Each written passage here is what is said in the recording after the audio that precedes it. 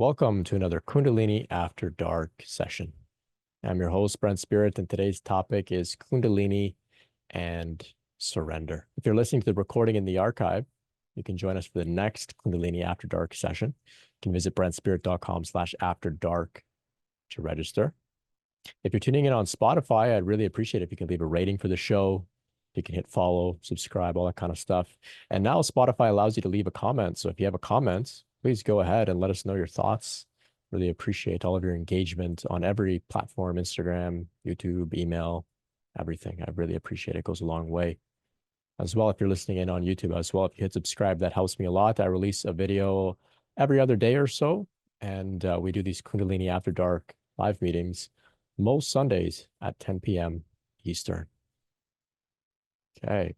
So today's topic is Kundalini and surrender. Kundalini and surrender. So when it comes to the goal of Kundalini, I don't really like speaking about the goal too much. Typically, we'll say the goal is to come to a state of yoga, union with the divine, yoga, right? But I've found that goal is a little bit difficult to discern. It can get a little confusing when we talk about it in that way, and it can make people feel as if we're trying to get to a certain point, and once we get there, it's over, it's done, that's it, there's nothing left to do, right? But when I think about it, it's kind of like saying, what's the goal of pregnancy? You could say the goal of pregnancy is to give birth to a child, sure, but that's only the beginning. Much more happens after that, of course. We could say, what's the goal of puberty, right? Is it to become an adult, right? Maybe there's certain, biological shifts that happen, and once those changes happen, we can say puberty is done. But that's not the goal of puberty. There's much more that happens after that as well, right? What do you do once you're an adult? Keeps going, keeps going. So in the same way, the Kundalini process, I think that it keeps going, right? We come to certain points, it can feel like we've made it. It can feel like it's the end. Even when we come to this point of, say, yoga or union with the divine, it can feel like that's it. But of course, the journey continues, right? The journey continues. So what we're going to talk about today is Kundalini and surrender, and how we can incorporate this idea of surrender to help us navigate some of the difficulty on this path. And so when I was thinking about, how I would talk about it today, one idea came to me, and it was that the way to the goal and the goal are the same. So the way to the goal and the goal are the same, right? So surrender is how we navigate the Kundalini process, surrendering to the divine mother Shakti, or your higher self, or your, whatever words you would like to use, to God, right? Whatever words. Surrendering to that brings us into a state of union with that, which is the goal in and of itself, right? So surrender, you can engage in surrender at any point on the journey, and that actually brings you into a sort of a state where you could say you, quote unquote, have made it. And once you've made it in that state of surrender, then whatever you've surrendered to, that intelligence begins to unfold the rest of the process for you. And that's what happens at, the highest levels of enlightenment or self-realization, right? The self, God, the divine, right? Source, whatever it is, continues to move through you and animate you in whatever you're meant to do here in this life, in this incarnation. So the way to the goal and the goal are the same. So this process of Kundalini is about moving beyond our limited ego, beyond our limited mind, and into the transcendent, right? Merging with God, union with the divine, whatever you would like to call it, right? So this transcendent state of yoga, of union, is beyond the ego mind. That's what makes it transcendent. That's what it means to transcend, to go beyond. We're going beyond the ego mind, right? And therefore, we can't use the ego mind alone to carry out this process, right? So because we can't use the ego to go beyond the ego, we have to somehow find a way to surrender, right? So that involves giving up this sense of self that is apparently separate, giving up a sense of control to something higher. So we're going to talk about that today. So, we may have ideas that, the Kundalini process is going to make us move beyond our ego. Some people think Kundalini brings about an ego death, right? Sometimes people think that this is just going to happen on its own, that somehow once your Kundalini is awakened, you'll eventually just, come to a point where, ego completely dissolves and there's a state of yoga and union and blah, blah, blah, right? But it doesn't just happen alone by itself without our cooperation, without our contribution to the path. So we have to actively practice in some way this idea of surrender. We have to actually recognize that this is what we're doing and then move into those themes of surrender. So that's where we have to cooperate. That's where we have to collaborate, right? So we have to actively practice surrender, and we have to do it over and over and over again, right? Over and over and over again. So like I've been saying, we can call it many different things: the divine mother, Shakti, God, spirit, source, the universe, the divine, the Holy Spirit, the transcendent, right? That which cannot be named, right? The idea here is that we have to give ourselves up to something that is greater than ourselves, greater than ourselves. And this is where, we can't go through this process solely looking at it as if this is just a material world and there isn't like some sort of higher intelligence. We can't go through this process successfully while retaining any sort of atheistic, materialistic beliefs. There has to be some component of something greater that we have yet to understand fully, that we've yet to find quote unquote scientific evidence for, right? We're talking about the immaterial, the spirit, that's the spiritual dimension, God, the divine, something like that, right? So we have to surrender to that. And if you come into this thinking that all there is the physical reality, if you come into this thinking that you can maintain your stance as an atheist or a scientific materialist, well, then what are you going to surrender to? Right? It's going to be very hard, very challenging. But as we go on today, I'll give you some ideas of examples where you've already surrendered to something beyond your mind. You may not have even recognized it, but we'll talk about it. So, of course, surrender is easier said than done. Of course, the reason that it's hard to actually surrender in practice is because we've been so wired to control, right? So wired to control. So we feel that we must actively take the steering wheel, take the controller, and make things happen in our lives, right? So in certain areas of our lives, for sure, this makes sense. This applies, right? You need to apply discipline. We need to apply effort. We need to kind of move against, opposing forces and make some changes in the world, in our life, and whatever it may be. So sometimes, yeah, control is useful, right? But there's certain areas in our life, I would argue the most important areas in our life where our control is actually something that gets in the way. And our control is actually useless, and not just useless, but actually a detriment, right? So some of the most important things, right? Your heart beating, can't control that. Some yogis can, okay, but we'll put those people aside. You can't control your heart. It's the most important thing. Your heart stops beating, you're dead. You can't control it. It happens on its own. So you're already in a state of surrender, right? You don't wake up in the morning and kind of worry about your heart where there's beating. Maybe some people have to have a condition, but you get what I mean. You totally surrender. It's not on your mind. You've given up to something greater than your mind to carry that process out. And that's the intelligence of the body, right? It's not the mind, it's the intelligence of the body, which of course is not separate from the intelligence of Shakti, Kundalini Shakti, which is animating this body the whole time anyway, right? So there are many themes throughout our lives where, we've already surrendered, right? We've already surrendered. Puberty as well, like I've been talking about puberty, right? We didn't really think about it. We just went through it, right? We didn't process any, we didn't go through some intense research about it. We just went through it, right? We felt like sleeping more, so we slept. We felt like eating more, so we ate more, right? We didn't worry, right? So we've already have experiences of surrendering our ego minds and control to something greater than ourselves. And in fact, the experiences that we have, particularly puberty, are transformative evolutionary processes, right? So we're already very familiar with this whole idea of surrender as we go through our evolution. We're already so experienced with it, right? Years of experience each one of us has, right? So when we talk about surrender, we're not trying to surrender to some sort of vague concept of God or the divine up in the sky. We're talking about surrendering to the natural intelligence already active within our body, right? So it's right here. It's the closest thing to us that we're trying to surrender into, right? So not some vague concept, right? It's just that, it's not our mind. It's not our ego. It's something different, which we have to get in touch with, which our culture, our society doesn't really actively teach us to, okay? So, like I said, with puberty, we've already gone through it. We can take the same attitude when we go through Kundalini awakening by surrendering to that same intelligence, right? So it's the same intelligence. Shakti carried us through puberty. Now Shakti's carrying us through the spiritual evolution, right? That's what it is, right? So we're becoming spiritual human beings, spiritual human adult beings, you could say, right? After having gone through puberty, right? But like I've been saying, this is easier said than done.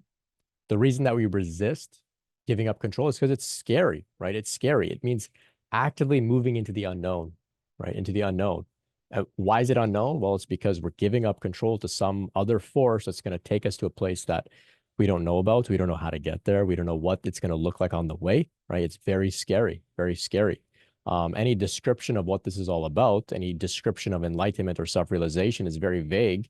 And it's, you can say in a sense, it's meaningless, right? It doesn't really capture what this really is. So there's, naturally going to be some fear around moving into the unknown, right? So this is where we need to then cultivate a relationship with the divine, with Shakti, with the universe, with the Holy Spirit or God or whatever it is, with the wisdom of our body. We cultivate a relationship with it. Within that relationship, we cultivate trust. And when we have trust, then we can surrender more easily, right? So we have to develop this relationship, right? Just like with any other relationship, we develop trust over time, right? You don't immediately trust somebody. Maybe if they were, say, vetted by somebody that we already trust, they say, hey, you can trust this person. Or we say, there's a business. We look, oh, they've got a lot of reviews. Other people trust them, so I'll give them a bit of my trust as well. But there's some sort of justification for why we need to trust, why we can trust. So we can come up with our own reasons to justify why we can trust in the divine. And we have to. We have to. And so that takes time. It takes time to cultivate that type of relationship, right? So we don't have to immediately go all in and just give it all up to the divine. We could take it slow. We can kind of, build up to it, right? Just like in a normal relationship, right? We can be a little curious. We can be skeptical, right? We can come into it and say, hey, maybe this is all total BS, but I'm willing to give it a try and explore. That's valid, right? So like that, we can explore in our own way at our own pace. And from there, we can sort of keep a bit of track, keep a bit of a diary or a log or something in our mind, some memories of how it's going, right? In the same way that you kind of have some sort of running log of the relationships you have in your life, right? If somebody betrays you, you kind of take note, oh, God, this person is not somebody that I can trust, right? Or if somebody is there for you consistently, you take note, oh, this is somebody who has my back. So in the same way, we can cultivate a same sort of running log with our relationship with the divine. So conversely, we can also keep track of how things go when we are trying to control, right? Do things go smoothly, right? Do things go and unfold efficiently? Are they successful, right? Is there a sense of fluidity? Are we in a state of flow or joy or peace as we're in a state of control, right?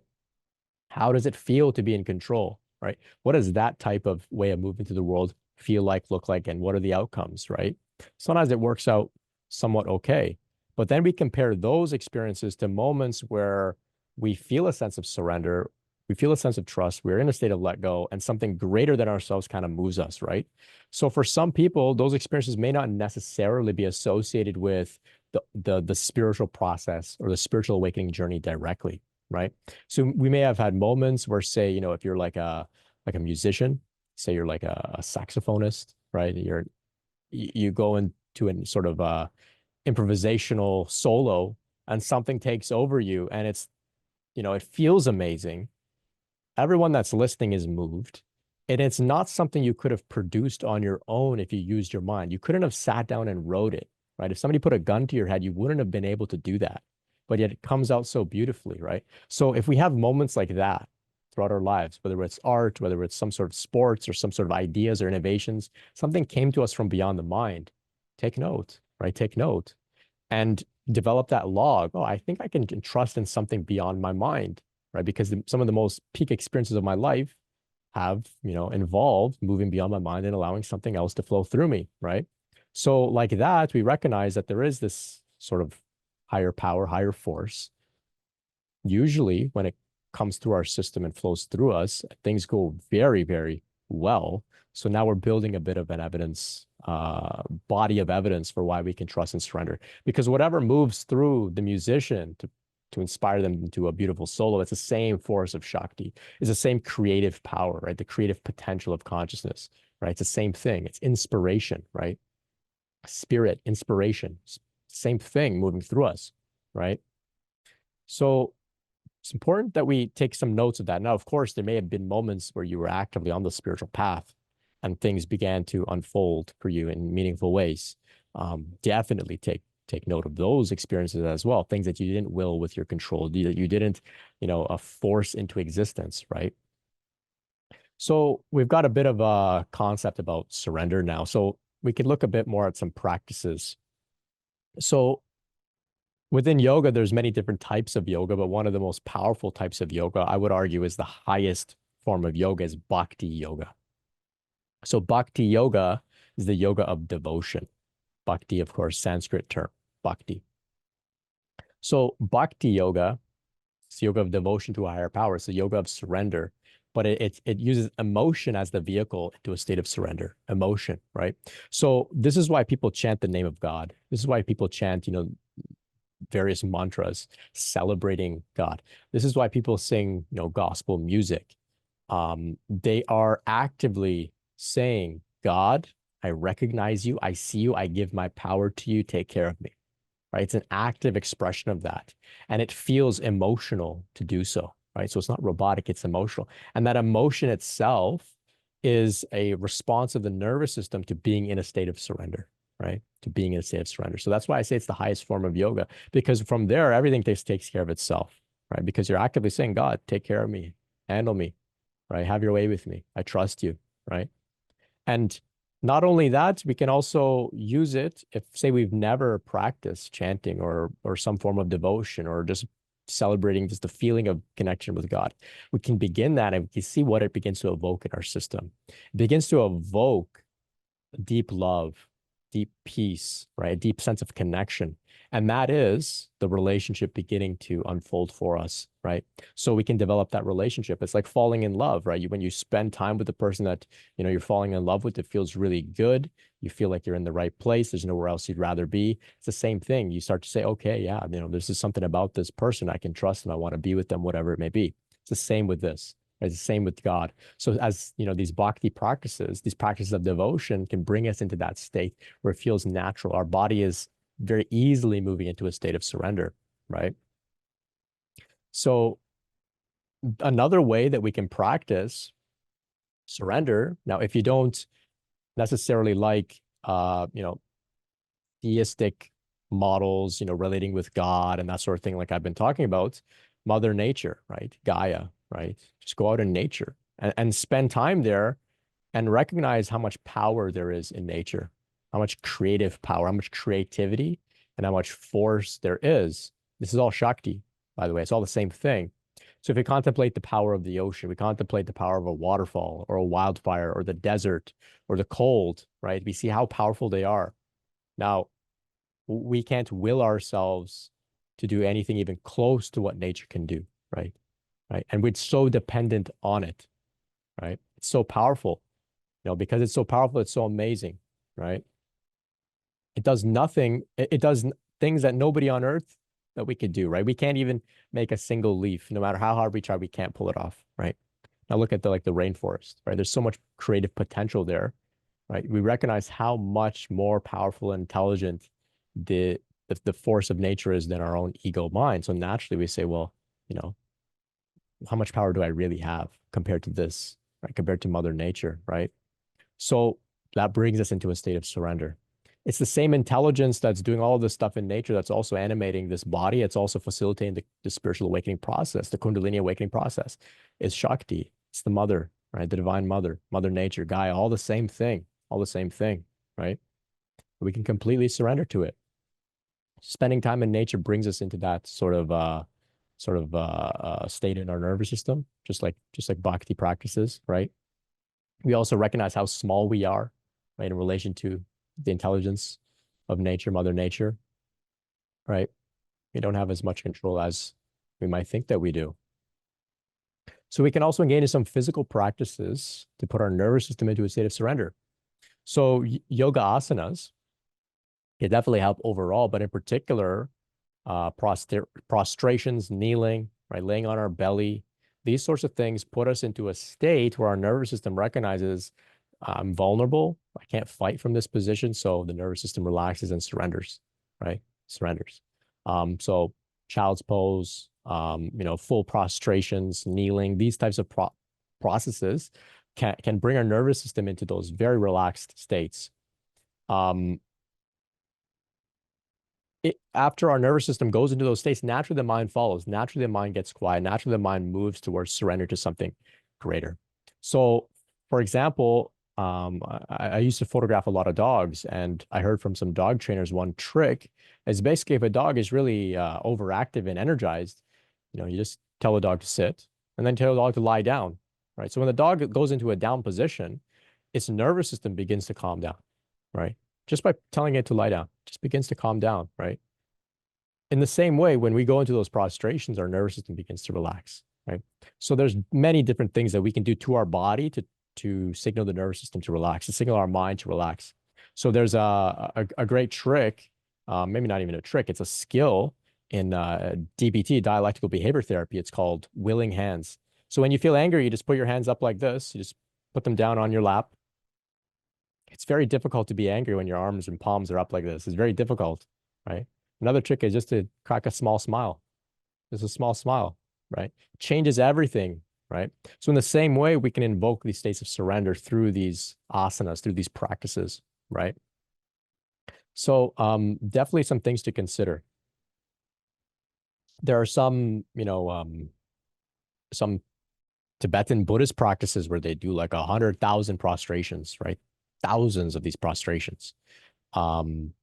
Many different things are happening there, but one of them, of course, is this state of, just telling the nervous system, let go of control, right? Calm down, right? So one other practice that we can do, and I invite virtually everybody to do this practice, is to keep a log, a journal, some sort of chart, whatever it may be, of every reason that you have to surrender to this greater force. Call it whatever you want.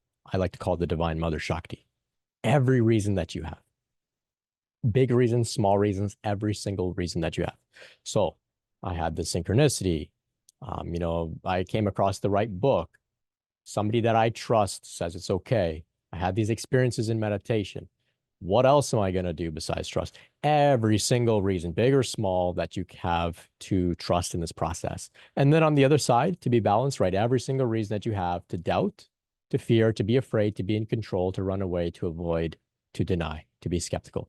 Every reason, right? And you'll see that over time, the side that gives you reasons to trust just keeps growing and growing and growing, right?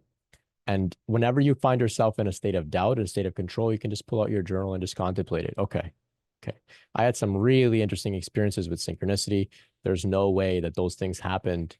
And at the same time, I'm all alone in this world and it's all just nonsense and nothing is happening of a spiritual nature in my benefit. Like, it doesn't make sense, right? So you'll contemplate in that way. So that's one thing I really invite everybody to do, is just create a list like that and keep a log, develop a body of evidence for why you should surrender, and keep it balanced.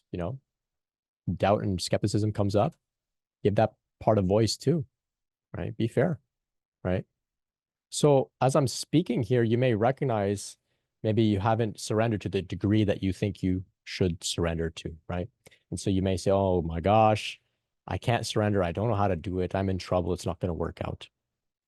I want to just soothe you if that happens to be how you're feeling. Like I said, surrender happens in layers and phases over and over and over again, right? It's not just a one and done type thing. We have to keep revisiting surrender and going deeper and deeper and deeper. And control will still arise from time. Doubt will still arise from time, and that's okay. That's the ego trying, to stay alive to some respect. And that's okay. It's okay. We just watch it. We recognize what's happening, and we return to the practices that I had shared and any other practices you may have, right? And so it happens over time, and you may not get it right away. You may not get it just by hearing a talk like this. It may happen at some other point on your journey. It could be months, who knows? But the idea here is that as long as we have this theme in mind, recognizing that the goal of this process is to move beyond ego, well, then that means we have to do something or another to actively bring ourselves into this sort of state of surrender. So difficulty may arise on our path in our lives where we have no choice but to surrender, right? So difficulty in life, we recognize sometimes I'm powerless, right? And then we come into a state of surrender. This happens with many people that are struggling with addiction, for example. They recognize I can't control this. I need to invoke something higher than me to help me out, right? So they move into a state of surrender. That's why on that path, sometimes people have significant spiritual awakenings, right? So difficulty can arise, right? To bring us to rock bottom, right? That can happen, but hopefully it doesn't have to happen necessarily. Hopefully we can, engage in some of the practices that I recommended and actually go through this into this state of surrender joyfully with, just very, very easily, right? Bhakti practices are very effective for that if it happens to be something that you feel resonates with you right now. But overall, this is how we cultivate a relationship with the divine, right? We can't experience union with the divine if we are still there, if the separate sense of self is still there, right? Doesn't work like that, right? Can experience yoga and still be here as a separate ego, right? So surrender is absolutely necessary. And like I said, surrender is actually the goal itself, right? Union with the divine and surrender are the same thing, right? Just remember here, we're not surrendering to some vague stranger up in the sky or some vague concept like that, right? We're surrendering to our own true nature within. It's the closest thing to us. And we have the time to cultivate a relationship with it, to cultivate a sense of trust in it, right? To test it out, to experiment, to be curious, to be hesitant and reluctant. It's very compassionate, very gentle, and she's the divine mother, right? She's very patient, and she understands that this is not easy. She understands.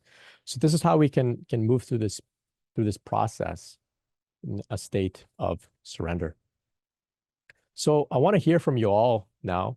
See if we have some experiences with surrender, some thoughts, some ideas, some practices, maybe some things you disagree with me about. That's fine as well. Maybe you have some questions for myself or the group. I'll do my best to respond, but I'll open the floor for some others to share a response to your questions as well. We can talk about anything to do with Kundalini awakening, spiritual emergence, spiritual awakening, meditation, everything like that.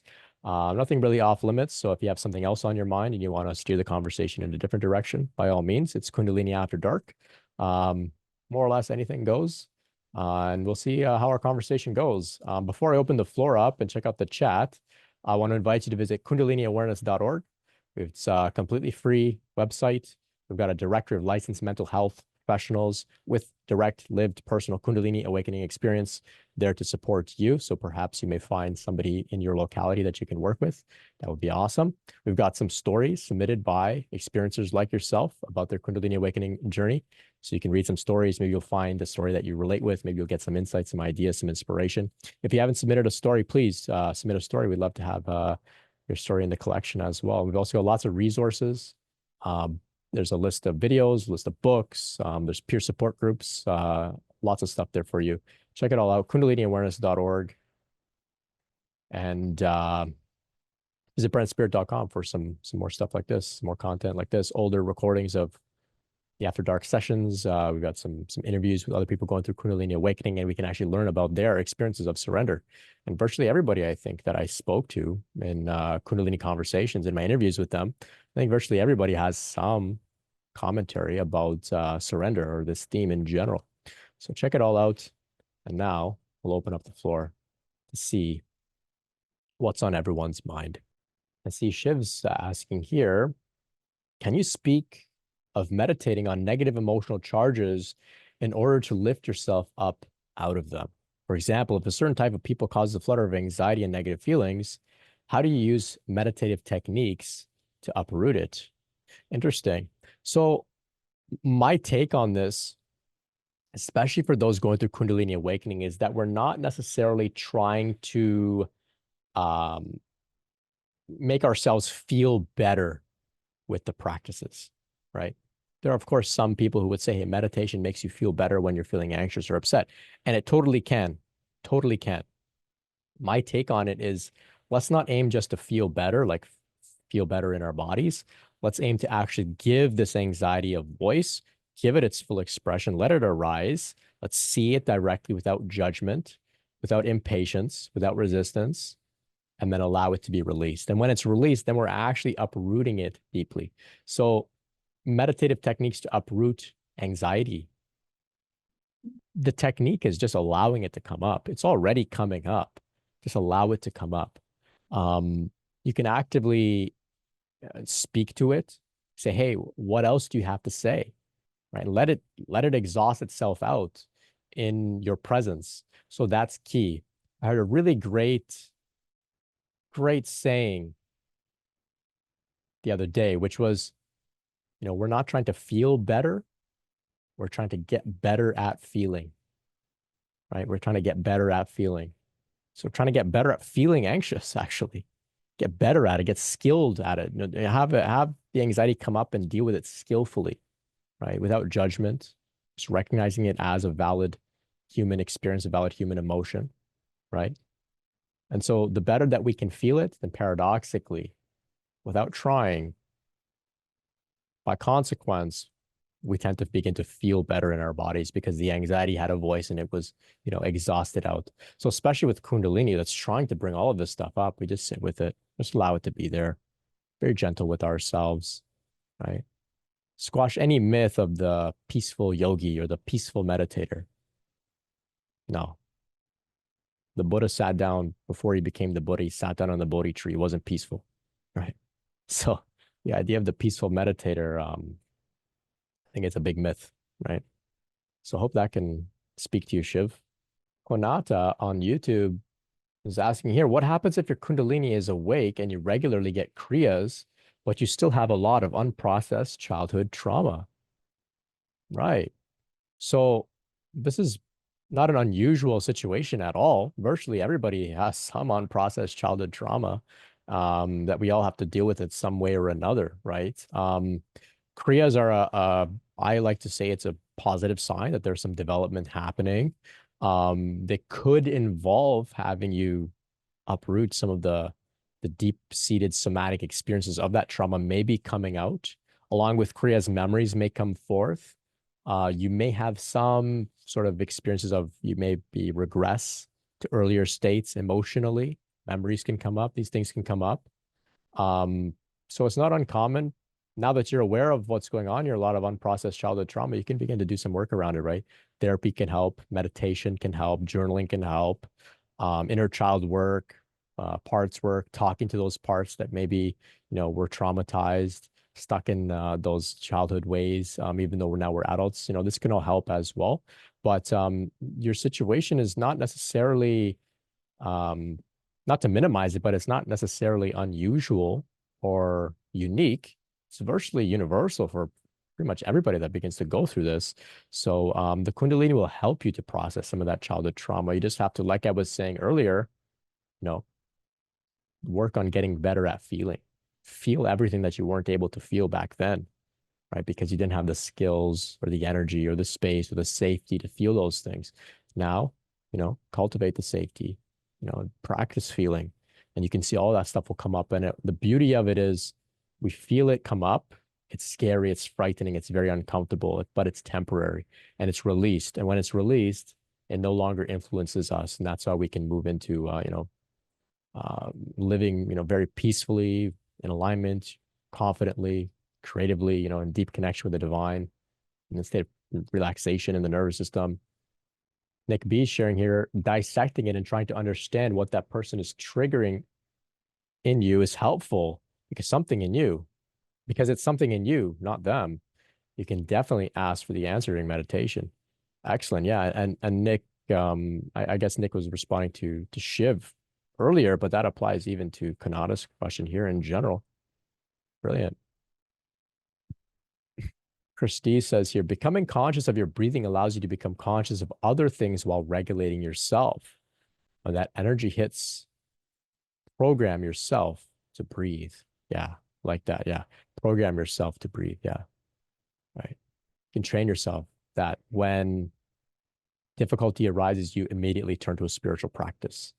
You can definitely train yourself to do that. Hey, Brent. Hey, everyone. How's it Hey, going? Colin. This brings up the topic of surrender brings up an interesting point that I've always been wanting to ask. There's all these healing techniques I hear from, Kundalini teachers and stuff we even talk about in these groups, like this for Crias, do that for, anxiety, to the extent where people are taking medications, therapies, all these things that don't feel like surrender at all to me. They feel like the opposite. They feel like, and I'm guilty as well, trying to control the process, thinking that we have the control and that we have the power to manipulate how Shakti is flowing within us. Even when people talk about blockages, oh, how do you clear a blockage? How do how do we? It doesn't feel like surrendering to me when we're hyper focused on trying to fix this about ourselves and fix that about ourselves and fix our trauma and even going to therapy and stuff. It's so difficult, and I've tried them all. I'm guilty as charged is trying to try all these things from Reiki to even meditation. And I love meditation, but meditation can agitate me. Just there was a period I had to quit for months and months and months just because it raised my energy so much that I was irritable, and it was like a trigger. It was like drinking too much coffee. It's like the it seems like the simpler the better for the symptoms, like you're saying, spending time in nature, walking. I find yoga very, very, I don't do it enough, but I find that very gentle. Like I'm a big fan of my treadmill, and I've been off it for weeks because I've been moving back and forth and moving all around. So I miss that. But it's like the simplest practices. But like I said, even with myself, it's like I want to control this process, and I know so many other people do too. It's human nature to try to control our lives, and I know in my heart that I just have to surrender and just let it be. Almost try to get to the point where letting the show run in the background, which is proven to be nearly impossible. You know what I mean? Because this is at the forefront of my life, and my life has been completely uprooted at this point. But it's difficult just in human nature. I want help. I want to get to the bottom of my issues, and I want to sort through them thinking, but I'm looking for results. I'm looking for this gratification, this human gratification. It's almost like your spiritual ego wants this, I know Alan Watts talks about it a lot. I love Alan Watts, just incredible philosopher, and just us trying to control just everything. And surrender can be like the hardest thing to do in this process, but at the same time, like you're saying, it's the most necessary thing to do in this process.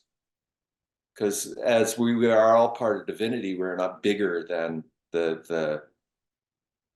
we are not bigger than the universe. We're not bigger than source. We're not bigger than Shakti, but yet we try to control, through all these different, and I still do it. I do it on a daily basis. I struggle. I try to control. I want to get rid of this feeling, want to get rid of that feeling, I was extremely fatigued today. I want to get rid of my fatigue. I don't want to be fatigued. I got stuff to do, but I find it difficult to just go, no, surrender to it. Surrender to that fatigue. Listen to your body and don't do anything. But I go, oh, well, it's been 3 weeks. You know what I mean? Yeah. And it's like, I got stuff to do, but you just can't, sometimes.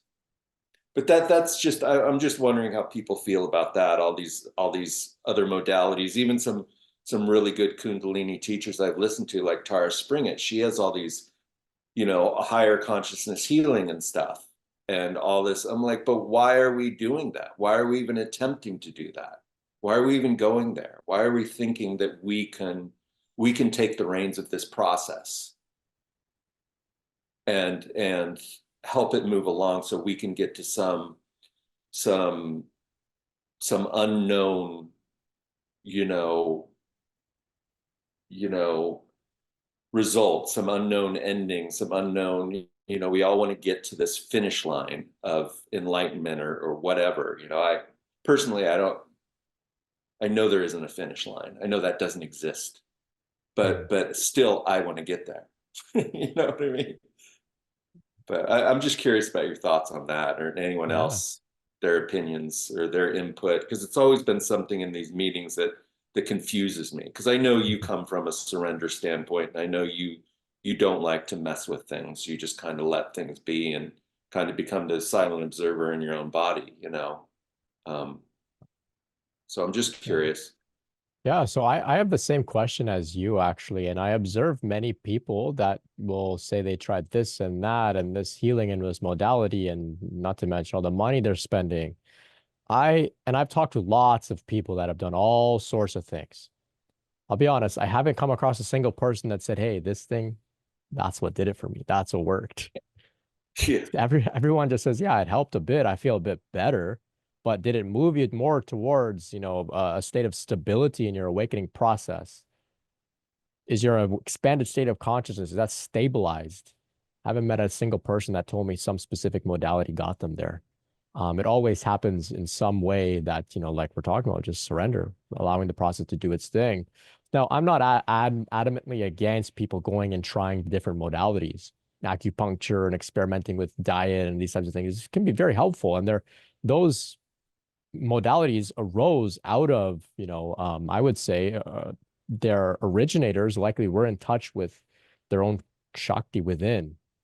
So what I say is rather than going forcefully and trying to, push with healers and modalities and courses and trainings and all this kind of stuff, I say tune in. Does it feel right? Does it fit your calendar? Do you have to move all of your life around to make it to this one particular healer or whatever it is?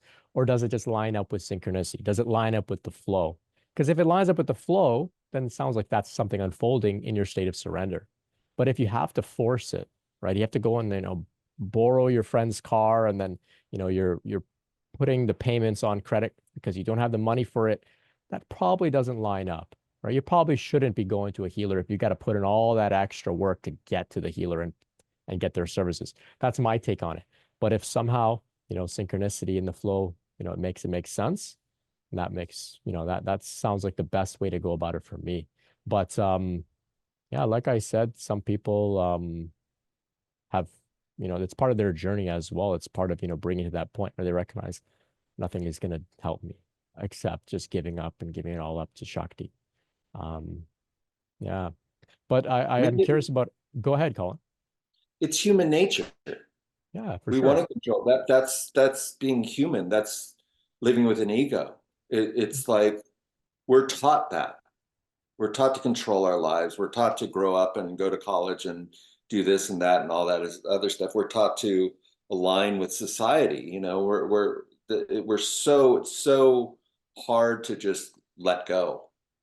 Like I try it all the time. I give myself so much space, and it's just you giving yourself that space. So much anxiety comes up from that release.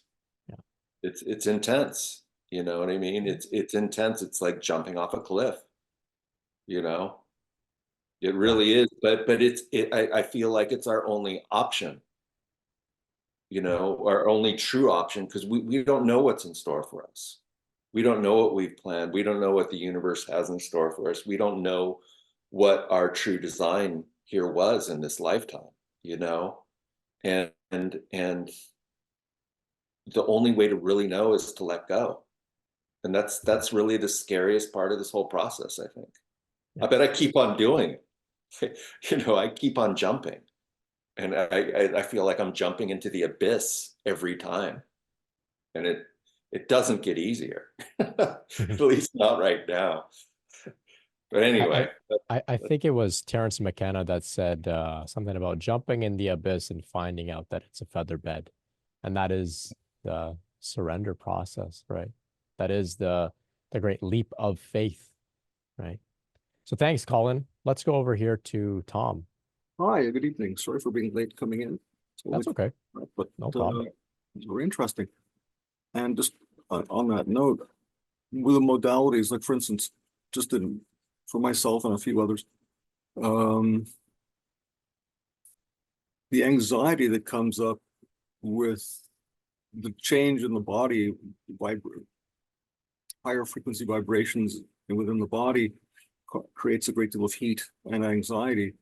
And it's hard to surrender when one is scared out of one's wits and is just anxious and the whole body's vibrating and creating extra heat. You don't know what to do with it or how to handle it. What hypnotherapy and EMDR are doing for me, and it was just explained to me the other day by the EMDR practitioner, said, what you're undergoing now is just desensitization to the feeling of anxiety. When you're relaxed enough, these things will all flow naturally. But until you are able to relax, you're just going to shiver in and quiver in terror, and you won't get anything done because you're stuck at that point. And maybe a few years it'll pass away. But what we're doing now is just desensitizing you a bit so that you can actually handle the feelings and all the stuff that goes with it. And hypnotherapist said the same thing. He has his wife specializes in Kundalini stuff, and so he has information as well. A lot of that he's working for quite a while, several months, doing the same thing, and it has really worked. In terms of anxiety, I have OCD, and some things make me very anxious. And he's been able to alleviate some of the symptoms of OCD through hypnosis by just not caring about any feeling that I get when I leave the house and have to go through a ritual. It's the same idea.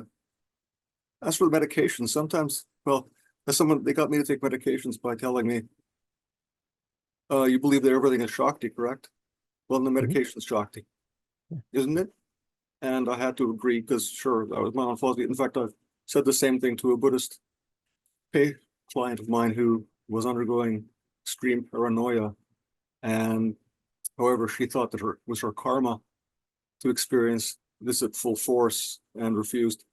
I really feel sorry for her because, I don't know what happened to her in the end. I thought that it would have been good for her to at least try something. But yeah, as for surrendering, man, I can't surrender until I feel safe enough to surrender, which has driven me crazy. Go ahead, Brent. You said that you were going to say something. No, I was just going to say that this is what I was speaking about. When we cultivate a relationship with another, we develop trust and we develop a sense of feeling safe with them over time. And for some, it takes time to develop that type of trust and feeling of safety with, Shakti, right? Yeah. And your advice to me as well as Dr. Lawrence was form a relationship with the goddess. She's not a stranger, she's you. And you've got, the ego is one thing, which is necessary to survive. And we're given that ego for that reason, but that ego can form a relationship with her. She's trying to, her compassion is, what was the word for it? Terrifying in one way. The one is ruthless compassion, like a doctor healing a little kid's broken arm, and snapping it back into place. Horrifying pain, but pain's gone. You don't have to dislocate a shoulder or something. So that's the other part for me to get through that pain and trust faith. Well, Dr. Joseph Campbell said, I don't need faith, I have experience. And I'm waiting for that. Yeah. Yeah, well, like I was sharing, my suggestion, and it's only a suggestion, is just make that list of every single reason you have, every single experience you may have had to justify why you can feel safe and trust. And may not cultivate trust the moment you do the exercise, but over time can help. Yeah, there's a lot more. Days are a lot better than they are bad. Right. If you make a list, you'll find out, because 24 hours is a lot of good seconds in it. Right on. Thank you. Well, thank you. Thank you. Okay.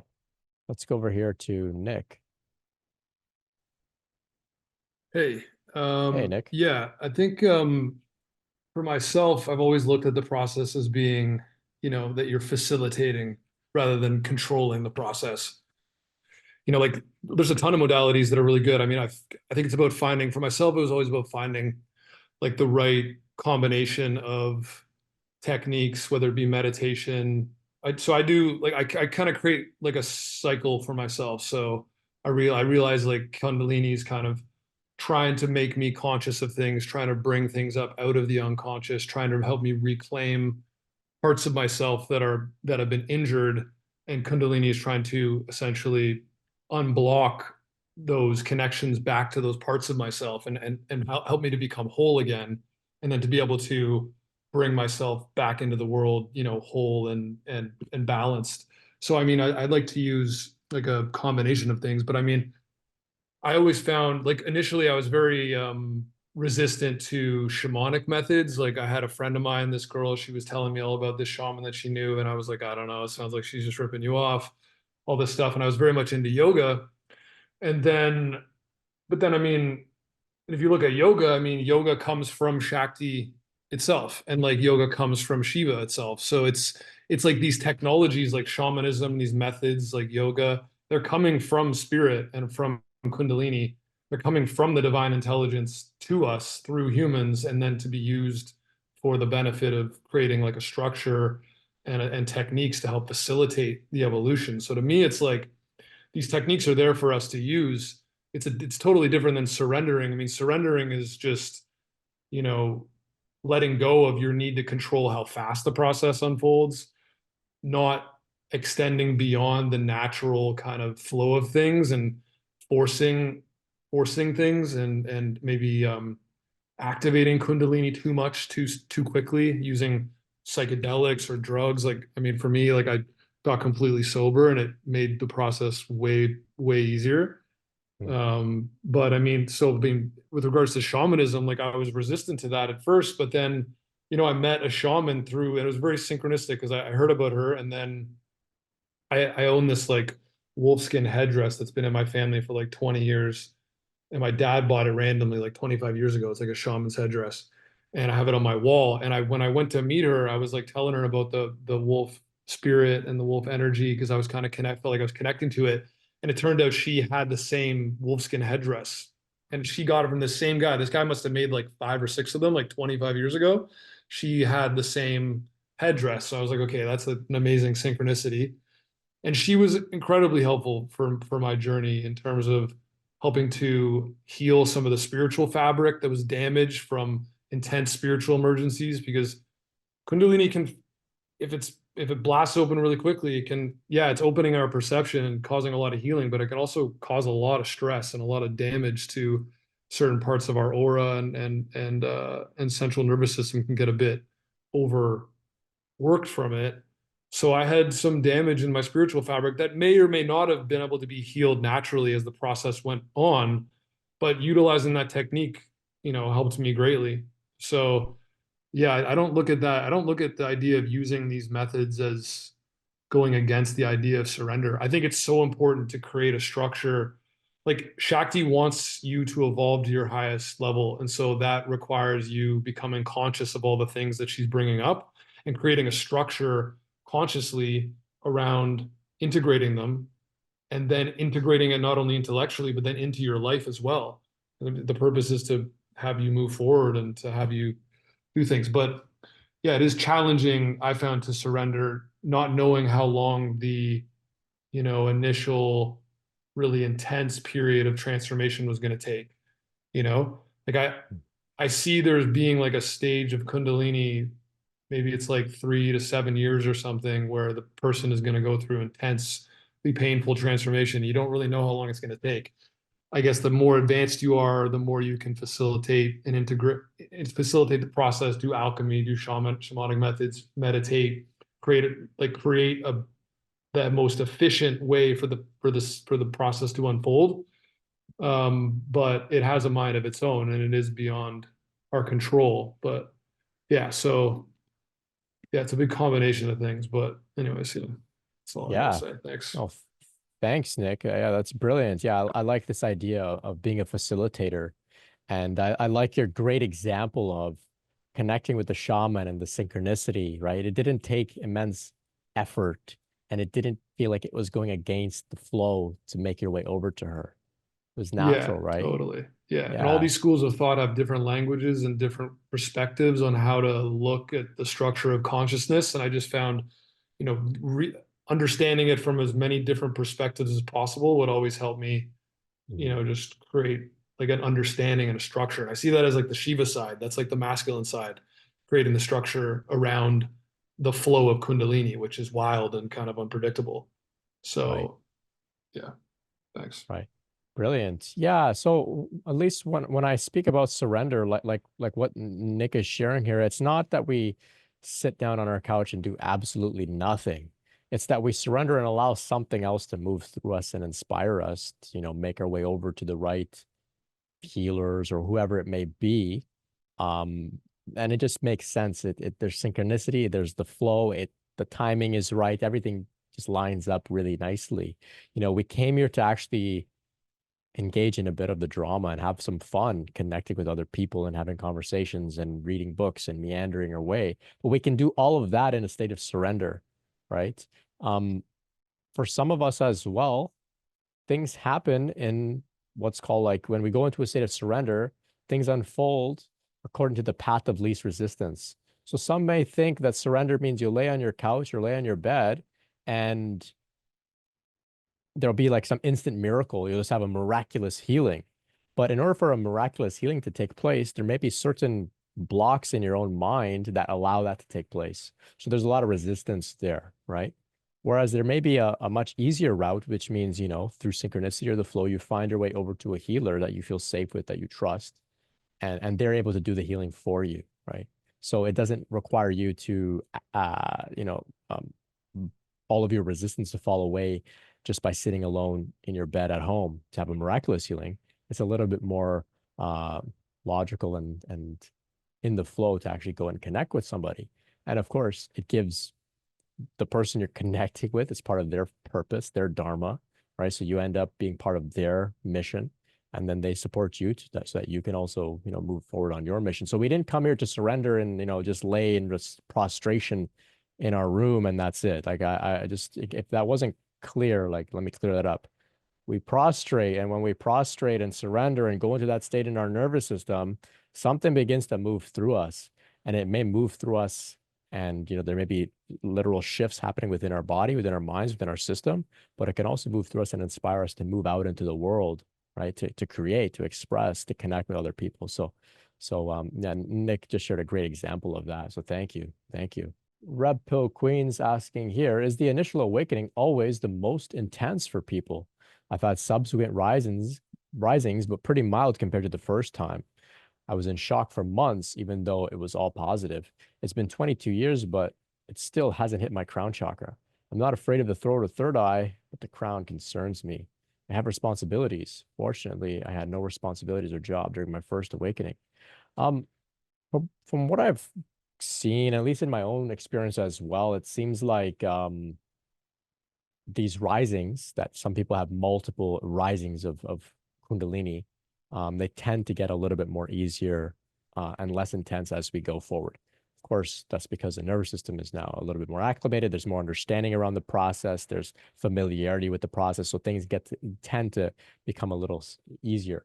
However, I can imagine that for some people, things do get more intense later on the journey. But Red Pill Queen, you're sharing here that it's been about 22 years. So I would imagine over that, almost more than 2 decades of time, your nervous system has had a chance to really kind of get acclimated to the energy.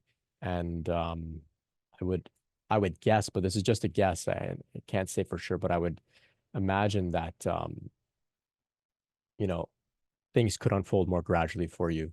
Doesn't have to be intense. Doesn't have to be. Serpent Power sharing here. I had my second major rising 30 years after the first, with many milder shifts in between. There's no one formula for all. It all depends on how much you can integrate. Yeah. Yeah. So I've had a few risings, but the most major one was the first one was the most intense one. The fallout afterwards was like a year of integration. The latter risings, you know, I didn't really have fallout at all, to be honest. Though they were pretty significant risings. After them, that things were quite smooth. No major dark night of the soul or purging sort of thing. Hi. I guess I had a general question on I think Crias. I think that's the proper term. But when I'm, I guess, in a meditative state and I'm trying to allow Kundalini to kind of course through and do its thing, I feel like sometimes I am too goal oriented on doing the right thing when I'm trying to be meditative. And I think I'm accidentally blocking myself because I'll feel like I don't know if I'm trying to help it, but like I'll feel my body start to like, do these Kriyas and all that. And then I'll kind of my mind will focus on that area. And then I don't know, just sometimes I feel like it'll stop. Or then if I'm focused too much maybe on one part of my body doing it, I'm afraid that because of all my focus is on that, maybe another part of my body isn't being activated because my awareness is all on that one part, if that makes any sense. And I'm just a little like curious as to, I don't know, any tips and all that. Yeah. Mhm. Yeah, yeah. So this is not necessarily an uncommon experience. I would say it's kind of like, I don't know, learning to surf or something like that. I mean, I don't even know why I'm using that example. There's no way in hell I would surf. I would drown. I'm not a good swimmer. But anyway, it's like that. It's like you kind of learn how to move through the Kriyas. And in the beginning, it can be a little awkward and clunky. It's kind of like learning how to dance or something like that. It's very choppy. And the mind comes in and wants to kind of like, is it this way? Is it that way? And that can actually impede the process. But just the fact that you're asking this question shows that you're gathering data, you're picking up on the patterns and processing them and making sense of them, which is quite normal. The nervous system as well, also the mind on a sort of logical level needs to also become familiar with what's happening here. This is a very unusual experience to have your body spontaneously move. It's very unusual, and it's only natural that you may have a reflex of like trying to interpret it or stop it or force it to continue and that sort of thing. So over time, as you become just more cool about it, like, yeah, periods are happening. That's just what happens. No big deal. It's a normal everyday thing for me. When that's your attitude, then naturally when it happens, you're just like, oh yeah, it's happening again. You just let it happen and you're not in the way. But that takes some time and there's no rush to get there. One thing you can do is you can actually just communicate with the intelligence and just say, hey, show me how to work with you and see what comes up. Or just say, hey, I see you're trying to do something. I don't want to get in the way, but can you support me? Can you show me? And you could see what comes up. Like I had some experiences where what happened? I was vibrating a lot, like really intensely, and I just got a little curious. I said, just like, okay, we've been doing this for a few days, like show me something else. And then like I went from vibrating to just having full blown like Kriyas in my shoulders and stuff. And I could just kind of communicate with it in that way. So in your own way, you can have a bit of a relationship with it. But it's normal to have those types of thoughts and inclinations to control or stop it, but no worries, no worries. I always like to think that this force of Kundalini is so much greater than the mind that our mind in the long run can't actually disturb or impede the process. It for a little bit, yeah, you can kind of get in the way, but ultimately, like there's a large plan unfolding here, and there's no way in hell our little ego minds can sabotage it all. I hope that can help you. And if others have some thoughts for Kelsey, please share. Go ahead, Kelsey. Real quick, yeah. To what you just said at the very end, like even if like say my attention is never at my knees, okay. If it's time for it to happen there, even if I'm expecting it subconsciously to be elsewhere, when it's time, will I know it? Oh yeah, and it Yeah, may like never I'm go not to your gonna. knees. Oh, okay. Yeah, I'm just it may afraid never. like I'm gonna be expecting it elsewhere, and then not giving attention there, you know? Oh, right. Yeah. You can just, if you don't have to give attention to the specific movements, you can just be on the breath. You can just go into a state of witnessing. You don't Okay. have to do anything with your attention per se. Sometimes people within, say, it's like a non-dual practice, which is you just go into a state of open awareness, Yeah. allowing anything to come up, thoughts, anything in your field, thoughts, emotions, experiences, visuals, sound, sense, everything is all just watching, unconditional. So that can happen, and it doesn't have to go to every part of your body. So sometimes people think like, okay, it hasn't cleared my shoulders yet. I'm waiting for that to happen. It may never have. You may never have Krias in your shoulders, for example, and that's okay. Okay. And then last little thing, just to throw on the, cherry on top. Uh, when this whole meeting started, I've had them in my hands a lot, like these Krias, but it's the infinity symbol. Like my Mm. hand would move a lot, like previously, just at times.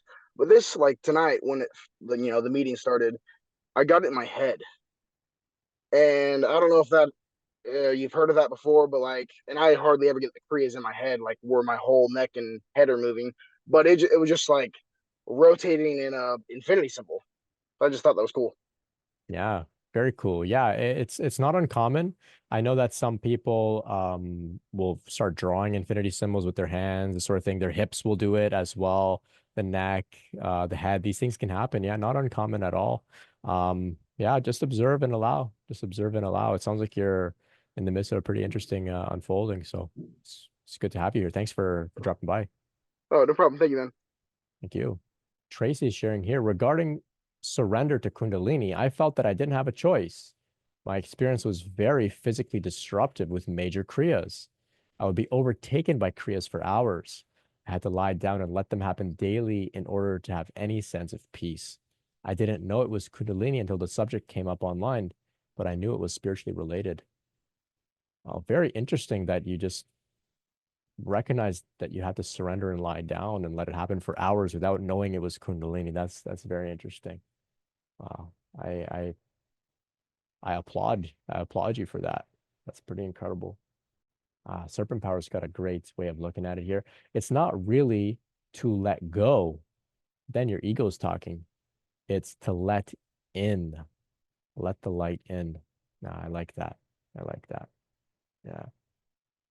Kath's sharing here. The go-getter mentality is so instilled within many of us. I guess we have to try to shift into a let-goer mentality. Easier said than done, right? Ron Brar says, does the full moon have any effect on Kundalini? I think the full moon has an effect on everything. I know that it definitely does have some impact on spiritual process, Kundalini process. What specifically, I don't know. I do know that some people have reported that every full moon, their Kundalini becomes very active. Interesting things take place. For me, I don't really pay much attention to it. Now and then, I may recognize, oh, it's a full moon. That explains why I'm feeling a little amped up or this or that. But I don't pay too much attention to it. But it definitely does have an effect. I recognize that. Let's see. Anything else coming up for anybody? Or should I start promoting stuff? I'm looking here in my notes at the Adi Shakti mantra. I bow to the primal power. I bow to the all-encompassing power and energy. I bow to that through which God creates. I bow to the creative power of the Kundalini, the divine mother power. So that's the Adi Shakti mantra, translated, of course. And the bowing, like I was sharing earlier, it's a literal thing that we can do in a physical prostration.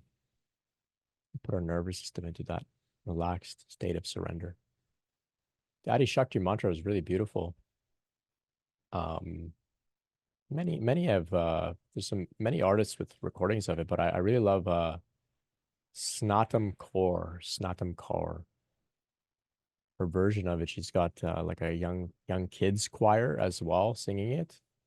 Beautiful, beautiful. Yeah, she really beautiful voice. Her voice is like the voice of an angel. Snatam Kaur, beautiful. so funny that I find myself listening to this music. Even right now, I'm like thinking like that I'm praising the music that has like a children's choir in it. That's funny. Uh, Growing up, I was really into hardcore punk, um, very intense music. And now I'm listening to children's choir devotional chanting. Life is funny. Yahia on YouTube is saying, how can I manifest during Kundalini awakening if all I feel is negative emotions being purged? This is an excellent question, Yahia. So for those who have heard this analogy, please bear with me. I'll have to share it again, but it's really the best analogy that I've come up with to explain this idea of why it's okay to feel our negative emotions and thoughts as we go through Kundalini purges without worrying that this is going to attract negative things to us, negative manifestations. So if you're familiar with the law of attraction says if you feel good in your body, you attract more reasons to feel good, right? Feel gratitude for what you have. The universe will bring you more things to be grateful for, right? So this is how we manifest abundance and wealth and relationships and opportunities and all that kind of stuff. And it works. It really does. So how then can we move through life, going through Kundalini awakening? Dark emotions are coming up. We're feeling sad. We're feeling angry. And then we have this thought, oh no, I'm going to now attract more reasons to feel sad. This is not good. No. So I love what Matt Kahn says. If you're not familiar with Matt Kahn, check it out. Check out his books, check out his YouTube channel. He went through Kundalini awakening. Incredible, incredible spiritual teacher. He says, God is not a psychopath. Okay. God is not a psychopath. God recognizes that you're going through some purging, you're going through some purification. That's why you're feeling upset. That's why you're feeling angry or sad. God's not a psychopath. God's not going to say, oh, you're feeling angry. Okay, let's give them more reasons to feel angry. So you can feel your emotions as you purge them safely, knowing that, you're not going to manifest, your whole life isn't going to get sabotaged. So the analogy I came up with is that when we live life prior to Kundalini awakening, beginning these purging cycles, it's kind of like we're driving down a straight road and our car is slightly out of alignment. So we have to constantly steer the steering wheel to adjust it to make sure that we don't go into the ditch.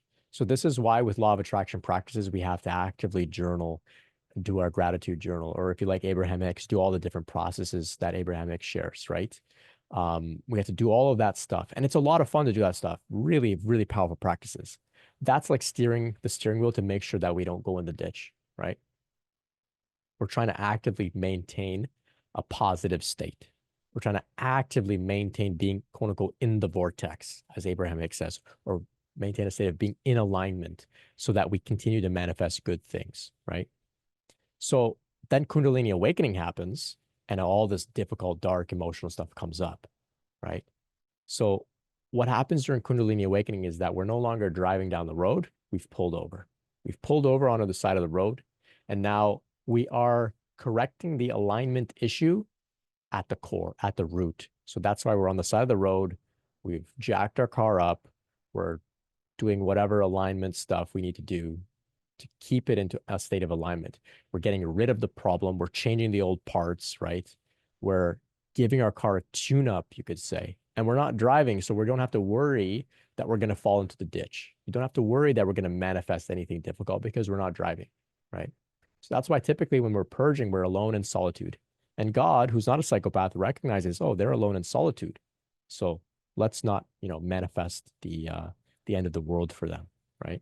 So once we put our car back together, which means once we reach a state of stability throughout our Kundalini process, then we get back in the car and then we begin driving down the road and we no longer need to adjust the steering wheel over and over again. We just drive straight, right? We don't need to engage in this ongoing, daily processes to stay in alignment or to stay in a positive state. It's our default state now. We just go, we just drive straight. And that's being in the flow, that's surrendering and trusting and not having to actively do any of these law of attraction practices. So that's the way that I see it. That's the way that it's kind of unfolded in my own life. Prior, I was doing all sorts of law of attraction stuff, and it's very real. It's very real. Abraham Hicks, most incredible teachings that I recommend for people who aren't necessarily interested in Kundalini awakening. Listen to Abraham Hicks, your life will absolutely change for the better. Everything makes sense.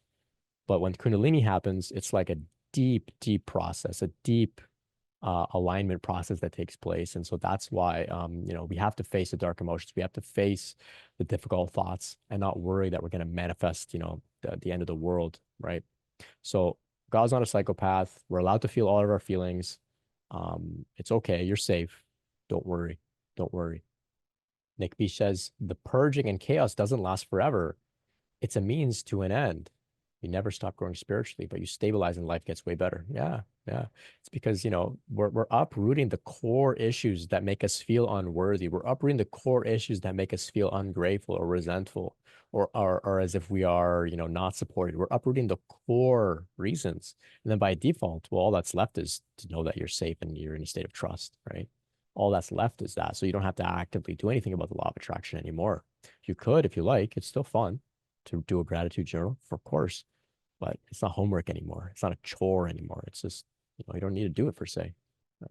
So Kelsey is asking here, is sitting cross-legged with my head bowed to the ground considered a type of surrendering Kriya? I forgot the term used for it. Yeah, sure. Yeah. Typically any forward folding motion where that you're hinging at the hips, I believe, and I may be wrong, I'm a little rusty on my yoga teacher material, but anything folding at the hips forward, like a forward fold, some prostration, something like that, it signals to the nervous system to unwind. Any back bending, like say a wheel pose or a bridge pose, any back bending does the opposite. It kind of energizes, activates the nervous system. So, sometimes if you can't sleep, doing a forward fold, a child's pose, similar to what you're describing here, sitting cross-legged, bowing your head to the ground.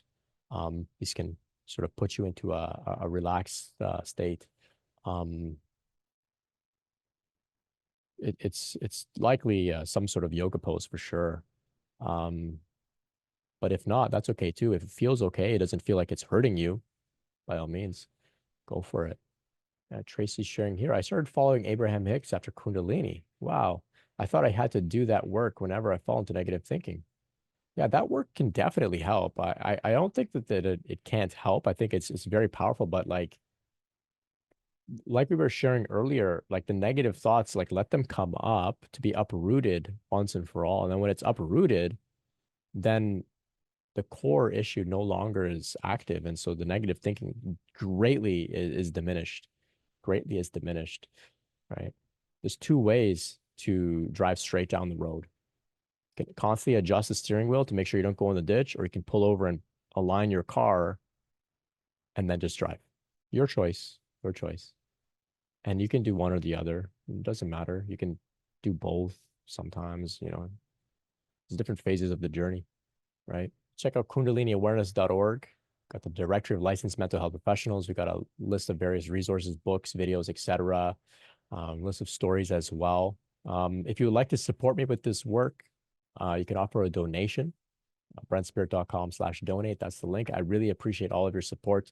If you've offered a donation at any point, it goes a long way. Thank you so much. I really appreciate it. If you don't have any money to donate, that's okay too. I understand. It's a difficult economy. This process can turn your life upside down. I just ask that at some point when you feel ready, you have a bit of energy overflowing, pass it on to someone else. Somebody may come to you asking for some insights, some support. Give freely. Just keep it flowing. Keep it flowing. Okay, that's what's really important. Keep it flowing. So thank you all so much for your support in whatever way, engaging, liking, commenting, sharing, joining today, jumping on the call. I know for some it's not necessarily the easiest thing to do, knowing that we're streaming live, but I appreciate you all for sharing so openly. I've got my course available, Grounded, Spiritual Emergence and Integration. It's 8 hours of video content to help you integrate your spiritual awakening journey. We talk about finding safety in the body, finding safety in the nervous system, making sense of why, spiritual emergency can be really difficult, why our culture doesn't often understand it, and making peace with that. So we go very deep. Check it out. Have a look at the curriculum, the breakdown, the table of contents, see if some things jump out at you, and send me a line if you have any questions about that. This month, I've got a few more slots open for some meetings. If you'd like to meet with me one-on-one, you can check it out, burnspirit.com/sessions. Thank you all so much. Appreciate you all. Have a good week. Much love. Much love. Much love.